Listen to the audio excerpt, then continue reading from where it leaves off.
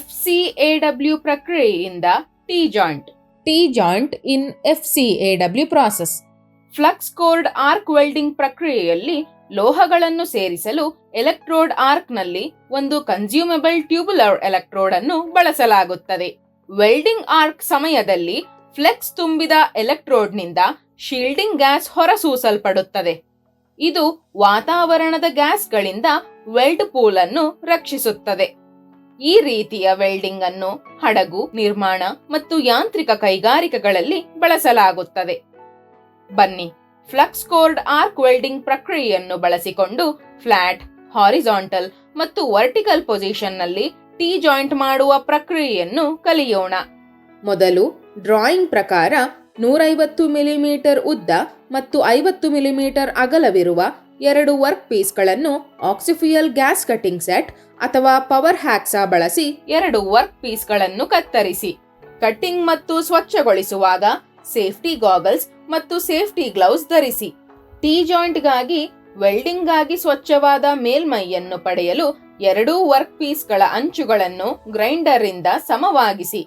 ನಂತರ ಚೌಕದ ಸಹಾಯದಿಂದ ಅಂಚುಗಳನ್ನು ಪರಿಶೀಲಿಸಿ. ಒಂದು ವರ್ಕ್ ಪೀಸ್ ಅನ್ನು ಕೆಳಗೆ ಇರಿಸಿ ಮತ್ತು ಇನ್ನೊಂದು ವರ್ಕ್ ಪೀಸ್ ಅನ್ನು ಅದರ ಮೇಲೆ 90 ಡಿಗ್ರಿ ಕೋನದಲ್ಲಿ ಇರಿಸಿ. ಇದು ಇಂಗ್ಲಿಷ್ ಟಿ ಅಕ್ಷರದಂತೆ ಕಾಣುತ್ತದೆ.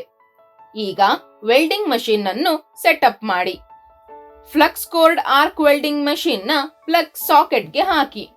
ವೆಲ್ಡಿಂಗ್ ಗನ್ ಅನ್ನು ವೆಲ್ಡಿಂಗ್ ಮಷೀನ್ ನ ಪಾಸಿಟಿವ್ ಟರ್ಮಿನಲ್ಗೆ ಸಂಪರ್ಕಪಡಿಸಿ. ವೆಲ್ಡಿಂಗ್ ಟೇಬಲ್ ಅನ್ನು ಮೆಷಿನ್ ನ ನೆಗೆಟಿವ್ ಟರ್ಮಿನಲ್ಗೆ ಸಂಪರ್ಕಪಡಿಸಿ. ನಂತರ ವೆಲ್ಡಿಂಗ್ ಮಷೀನ್ ಅನ್ನು ಆನ್ ಮಾಡಿ.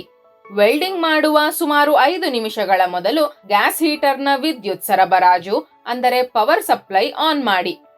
ಶೀಲ್ಡಿಂಗ್ ಗ್ಯಾಸ್ CO2 ನ ಫ್ಲೋ ರೇಟ್ ಅನ್ನು ನಿಮಿಷಕ್ಕೆ 15 ರಿಂದ 20 ಲೀಟರ್ಗಳಿಗೆ ಸೆಟ್ ಮಾಡಿ. ವೋಲ್ಟೇಜ್ ಅನ್ನು 22 ರಿಂದ 26 ವೋಲ್ಟ್ಗಳಿಗೆ, ಕರೆಂಟ್ ಅನ್ನು 200 ಆಂಪಿಯರ್ಗಳಿಗೆ ಮತ್ತು ವೈರ್ ಫೀಡರ್ ಸ್ಪೀಡ್ ಅನ್ನು ನಿಮಿಷಕ್ಕೆ 300 ರಿಂದ 500 ಇಂಚುಗಳಿಗೆ ಅಥವಾ ವರ್ಕ್ ಪೀಸ್ನ ದಪ್ಪಕ್ಕೆ ಅನುಗುಣವಾಗಿ ಸೆಟ್ ಮಾಡಿ. ಸ್ಕ್ರಾಪ್ ಅನ್ನು ವೆಲ್ಡಿಂಗ್ ಟೇಬಲ್ ಮೇಲೆ ಇರಿಸಿ ಮತ್ತು ಗನ್ ಬಳಸಿ ಸ್ಕ್ರಾಪ್ ಮೇಲೆ ಆರ್ಕ್ ಉತ್ಪಾದಿಸಿ. ವೆಲ್ಡಿಂಗ್ ಟಾರ್ಚ್ ಅನ್ನು ಟಿ ಜಾಯಿಂಟ್ ಅಂಚಿನಲ್ಲಿ ಇರಿಸಿ.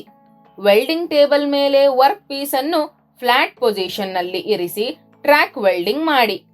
ವೆಲ್ಡಿಂಗ್ ಬೀಡ್ ಅನ್ನು ವೆಲ್ಡಿಂಗ್ ಗನ್ ನಿಂದ ಫ್ಲಾಟ್ ಪೊಸಿಷನ್ ನಲ್ಲಿ ವರ್ಕ್ ಪೀಸ್ ಮೇಲ್ಮೈಗೆ 45 ಡಿಗ್ರಿ ಕೋನದಲ್ಲಿ ಇರಿಸಿ.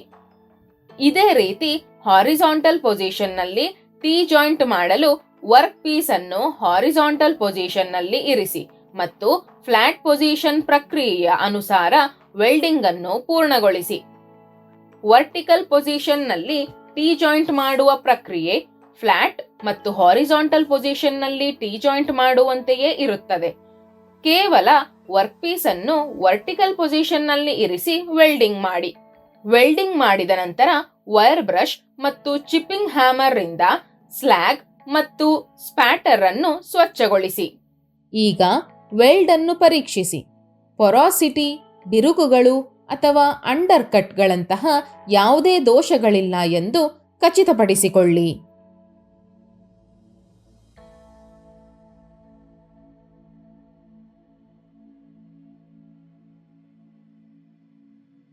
ಸಾರಾಂಶ: ಈ ವಿಡಿಯೋದಲ್ಲಿ ಫ್ಲಕ್ಸ್ ಕೋರ್ಡ್ ಆರ್ಕ್ ವೆಲ್ಡಿಂಗ್ ಪ್ರಕ್ರಿಯೆಯನ್ನು ಬಳಸಿಕೊಂಡು ಫ್ಲಾಟ್, ಹಾರಿಜಾಂಟಲ್ ಮತ್ತು ವರ್ಟಿಕಲ್ ಪೊಸಿಷನ್ ನಲ್ಲಿ ಟಿ ಜಾಯಿಂಟ್ ಅನ್ನು ಹೇಗೆ ಮಾಡುವುದು ಎಂದು ನಾವು ಕಲಿತಿದ್ದೇವೆ. ಜೊತೆಗೆ ಇದರ ಪ್ರಕ್ರಿಯೆಯನ್ನು ಸಹ ನಾವು ನೋಡಿದ್ದೇವೆ. ಈಗ ನಿಮಗಾಗಿ ಒಂದು ಕೆಲಸ.